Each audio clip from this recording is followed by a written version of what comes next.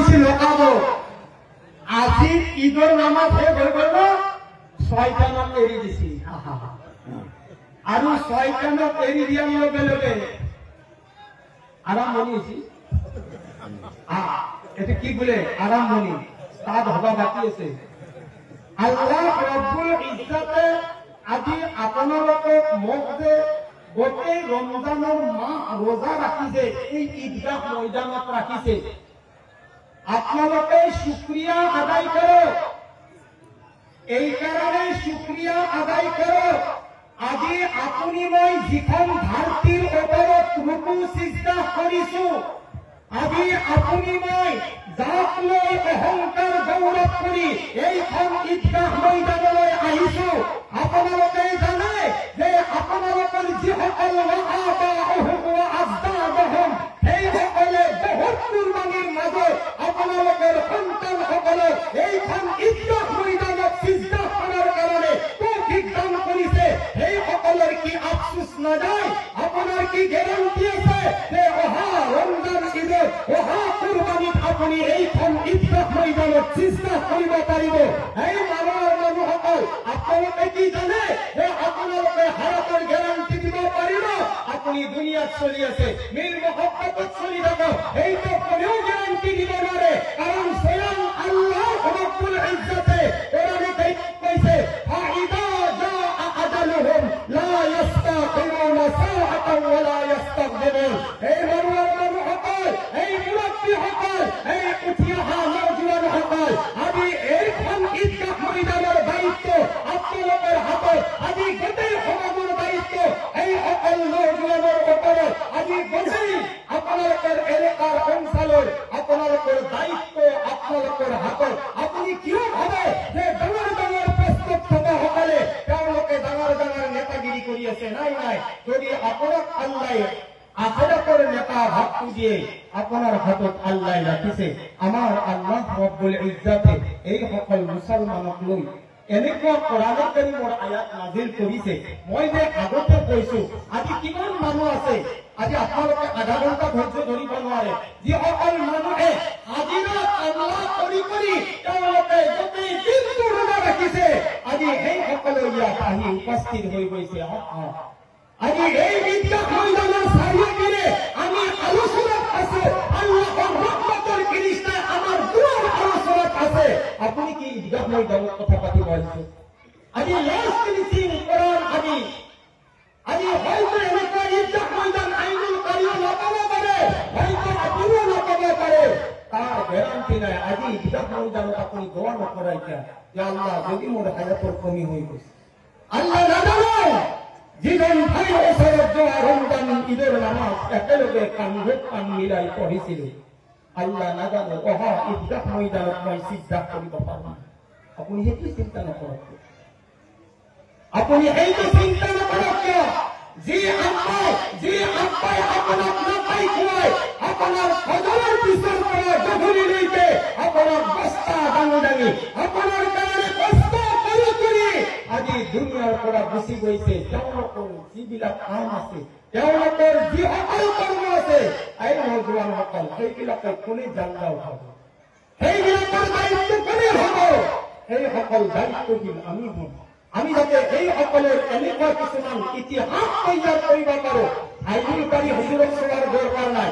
আপুনি আইনুল কাৰি হৈ যাওক যাতে সাৰা হিন্দুস্তানে আপোনাক চাবলৈ আহে আপোনাক ভিতৰত আল্লাহ এজন মানুহৰ ভিতৰত এনেকুৱা কিছুমান শিক্ষা দি দিছে যিটোৰ কাৰণে মালদাৰৰ পৰা মিনিষ্টাৰৰ পৰা এমএলএৰ পৰা আপোনাৰ ওচৰত আহিবৰ কাৰণে মজবুৰ হৈ যায় আপুনি কিয় ভাবে যে মই কমজোৰ আপুনি কিয় ভাবে যে মই ইমান ৰূপ ইমান ভোকত ইমান গৰমত মই সহ্য কৰিব নোৱাৰো আৰু পাহাৰ যদি গলি যায় আৰু যদি মুছলমান এটা হিজাব কৰি বহি যায় কৈছে পাহাৰ পুতি হৈ যাব গলি যাব কিন্তু মুছলমানে যিটো নিয়াত কৰিছে সেইটো কোনোদিন গলি নাযাব সুবহানাল্লাহ এইকাৰণে আমি ঈদৰ নামাজ পঢ়িব আহিছো আজি আমি আল্লাহৰ ওচৰত দোয়া কৰিম আমি এই সকলৰ কাৰণে যিসকলে আমাৰ দুনিয়া ঈদগাহ সজাই থৈ গৈছে আমি প্ৰত্যেকজন জোৱানে আমি গাঁও একতা নেতা হওঁ যাতে আমাৰ এইখন গাঁও আমাৰ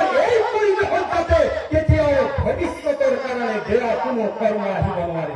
আজি যদি নজোৱানসকল যদি বিগড়ি যায়, আজি যদি নজোৱানসকল যদি আমাৰ সমাজৰ বাহিৰৰ লাইনত কাম কৰি দিয়ে, তেওঁলোকে কোৰআন হাদিছৰ খিলাফ যদি কাম কৰি দিয়ে, তেতিয়াহ'লে সমাজখনক কোনে চলাব? সমাজটো দূৰৰ কথা, আপুনি আপোনাৰ সন্তানকে চলাব নোৱাৰে। আমি মুছলমান হওঁ, কিন্তু নামত মুছলমান হৈ আছো। আমাৰ মুছলমান বৰ্তমান হোৱা নাই। আমাৰ মুছলমান কেতিয়া হম? যেতিয়ালৈকে সম্পূৰ্ণ দায়িত্ব নজোৱানসকলে হাতত ল'ব। এই দায়িত্ব কোৰআনে কাৰিমত বহৰ লগাই দি থৈ গৈছে, মা আতাকুমুৰ ৰাসূল ফাখুযু ওয়া মা নাহাকুম আনহু ফান্তাহু। এই মুহাম্মদুৰ উম্মতসকল, আমাৰ দয়াল নবী সাল্লাল্লাহু আলাইহি ওয়াসাল্লামে মা আতাকুমুৰ ৰাসূল ফাখুযু, আল্লাহৰ নবী আপোনাক যিটো আদেশ দিছে, এই আদেশত আপুনি একতা হৈ চলক, এই আদেশটো আপুনি মানিলে, ওয়া মা নাহাকুম আনহু ফান্তাহু। আৰু আল্লাহৰ নবী আপোনাক যিটো বস্তু মানা কৰিছে, কৈছে এই বস্তুটোৰ ওচৰত যাব নালাগে। আজি যদি চোৱা যায়, ইয়াত তেনেকুৱা মামলা মই নাজানো, আজি শতকৰা 80% নজোৱান ধ্বংস হৈ গৈছে। শতকৰা 80%। আপুনি কি কথা কয় হে? গাঁৱত বাদ দিয়ক, আপুনি আঙুলি দেখুৱাটো বাদ দিয়ক। আপুনি যাতে আঙুলি দেখুৱাই, আপুনি এটা আঙুলিৰে ইশাৰা কৰিব আৰু 4টা আঙুলি আপোনাক ইশাৰা কৰি আছে যে সভাপতি সাহেব, আমিতো মদ খাওঁ, আপোনাৰ ল'ৰাটো ড্ৰাগছ খায়। আজি কোনো সমাজৰ মূৰতে এজনে আন্দোলন ক'ব নোৱাৰা হৈ গৈছে। তাৰ কাৰণটো কি? যে আমি আমাৰ দিনৰ লাইনটো আমি এৰি দিছো। কেৱল দুনিয়া আমি যে ল'ৰা ছোৱালীক শিক্ষা দিব লাগে, আখেৰাতী শিক্ষা, এই শিক্ষাটোৰ লাইনটো আমি পাহৰি গৈছো। আমাৰ সন্তানে কেনেকুৱা মানুহ উদাহৰণ এটা দিওঁ, বেয়া যদি নাপায়। আগৰ জামানাৰ আমাৰ কি কৰিবা ছায়াত চিয়া হৈ থাকোঁ, আমি ৰ'দতে আমাৰ ঘামলে বহি আছো অলপ সময়ৰ কাৰণে। প্লিজ বুলি কৈছো, ইংলিছত কৈছো, প্লিজ বহি যাওক, প্লিজ চিট ডাউন। ইংলিছ বুজি নাপায়, বহি যাতে অসমত। আচ্ছা, যিয়ে নহওক, গতিকে আমি কোনোবাই লৈ নাপায়। এই যিবিলাক হাফ চেঞ্চুৰী পাৰ হৈ গৈছে, তেখেতসকলৰ বয়স নহয়। আমাৰ তেওঁলোকে টিকেট কাটাইছেহে, ৰিজাৰ্ভেশ্যন হৈ আছে। এতিয়া আমি হৈছো ৱাইটিঙত থকা মানুহ, আমাৰো কেতিয়াবা ৰিজাৰ্ভেশ্যন হৈ যাব পাৰে। আৰু আগফালে আহি আছে আমাৰ জেনেৰেল ডাব্বা। এতিয়া এই জেনেৰেল পৰা কোনে শিক্ষা দিব লাগিব? নিজৰ মাক দেউতাকে। আগৰ জামানাৰ মাইকীসকলে এজনে আনজন মাইকীকে নকল, যিহেতু ফায়াৰ ফুৰুত মাৰি থকা না, আজি শুনিলো। এটা সময়ত আছিলে যে আগৰ জামানাৰ মাইকীবিলাকে যেতিয়া তেওঁলোকে খানা বনাইছিলে, এজন মাইকীয়ে আন এজন মাইকীক সুধিছিলে, তুমি যে খানা বনাই আছা, তুমি কেইপাৰা কলমতে লাভ কৰিছা? কোনোবাই কয় মই 5 পাৰা, কোনোবাই কয় 3 পাৰা। কিন্তু আজি জামানাৰ মা ভনীসকলক যদি সোধা যায়, এজনে আনজনক কয় আজি কোনখন চিৰিয়েল দিব?